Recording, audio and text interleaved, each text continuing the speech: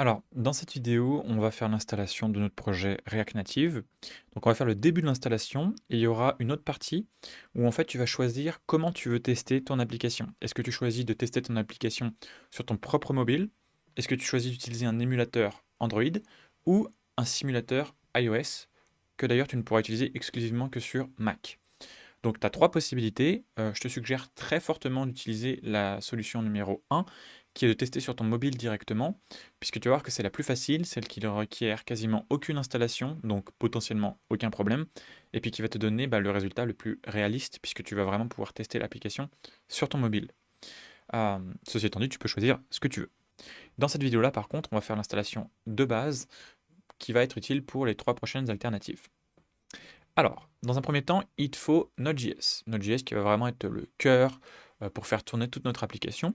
Donc tu peux aller sur le site officiel et installer la version LTS. Tu n'auras peut-être pas exactement la même version que moi, tu auras peut-être une version plus récente, c'est OK. Et donc, cette installation, elle va être plutôt facile, puisque grosso modo, tu vas juste devoir faire suivant, suivant, suivant, terminer ton installation, et en principe, tu n'auras aucun problème. Une fois que ton installation Node.js elle sera faite, on va juste aller s'assurer qu'elle est faite correctement en tapant trois commandes.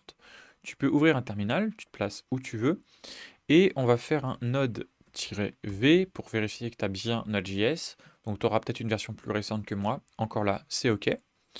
Ensuite, on va taper npm-v, donc ça va vérifier la version de npm. Si tu connais pas, t'inquiète pas, j'en parlerai dans une prochaine vidéo. npm, c'est un petit peu le gestionnaire de package, ça veut dire que c'est avec cette petite commande qu'on va aller installer, supprimer, modifier des librairies dans notre projet React Native. Et donc c'est bon, donc là tu as npm, et ensuite on aura npx qu'on va tester, et voilà, je l'ai bien aussi. Donc là, npx, pareil, c'est très très proche d'npm. Simplement, ça va te permettre de tester des librairies sans avoir besoin de les installer sur ta machine complètement.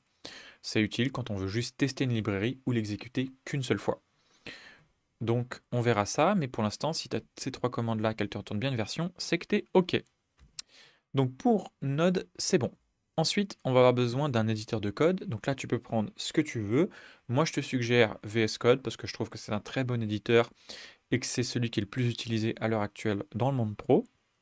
Mais tu peux prendre celui que tu veux, si tu es plus à l'aise sur un autre, il n'y a aucun problème. Moi, dans ce cours-là, par contre, je vais l'utiliser, donc ça peut peut-être être plus facile pour toi de suivre le cours.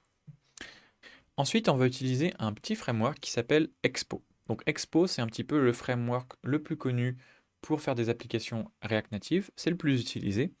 Grosso modo, son gros avantage, c'est qu'il va nous permettre de tester notre application directement sur notre téléphone super facilement, de partager notre app pour qu'elle soit testée super facilement, et ça va aussi nous permettre de publier notre application super facilement. Donc ça a beaucoup d'avantages. En plus, ça offre des petites librairies à l'intérieur de ton projet pour, par exemple, accéder plus facilement à la localisation ou à toutes les fonctionnalités du téléphone vraiment. Donc la géoloc, l'accéléromètre, ces choses-là, tu y accèdes un peu plus facilement avec Expo. Mais grosso modo, t'inquiète pas, tout ce que tu vas écrire ici, ce sera vraiment du React Native. Si jamais tu faisais un projet sans Expo, c'est vraiment la même chose.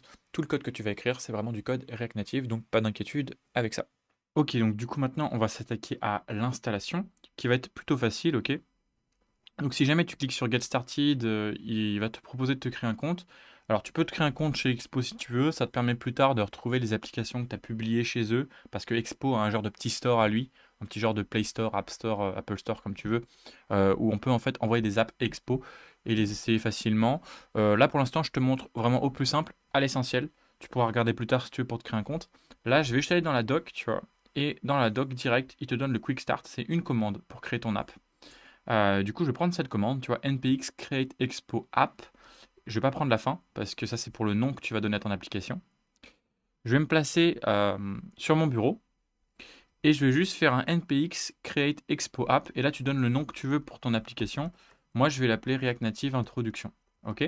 Tu peux lancer cette commande, ça va prendre un petit temps, donc il faut la laisser un peu mouliner le temps que l'app soit générée. Donc, une fois que c'est terminé, voilà, il devrait te dire que ton projet est prêt et il te dit qu'en gros, grosso modo, tu peux te déplacer dedans et ensuite tu pourras lancer ce que tu veux. Donc, nous, on va pas lancer tout de suite ces commandes. Attends un petit peu. Donc, pour l'instant, ce qu'on va faire, c'est simplement, donc, je vais nettoyer mon écran. Je vais me placer dans mon projet qui vient tout juste d'être créé et je vais juste faire un expo start. Ça va démarrer l'application, ok? Mais pour l'instant, j'ai pas encore dit sur quoi je veux la tester, d'accord? Donc là, on fait un Expo Start. Et en principe, si voilà, tu as ce genre de message-là et que tu remontes un peu, que tu as un gros QR code qui s'affiche, c'est bon, ton application, elle tourne. OK? Du coup, dans la prochaine vidéo, on se retrouve au choix soit pour pouvoir tester direct sur téléphone, ce que je te conseille le plus, c'est le plus simple, il n'y a pas de configuration à faire, c'est vraiment le plus facile. Donc si tu as un téléphone, que ce soit un Android ou un iPhone, bah, je te conseille cette installation. Sinon, tu peux aussi utiliser un simulateur iOS si tu es sur Mac ou un émulateur Android. Ça, c'est que tu sois sur Mac, Windows ou Linux, peu importe, tu peux le faire. Du coup, bah voilà, il faudra que tu choisisses parmi les prochaines installations ce que tu veux faire. Ok? Donc on se retrouve dans la prochaine vidéo pour choisir le mode d'installation et faire l'installation en question. Voilà, à très bientôt dans la prochaine vidéo.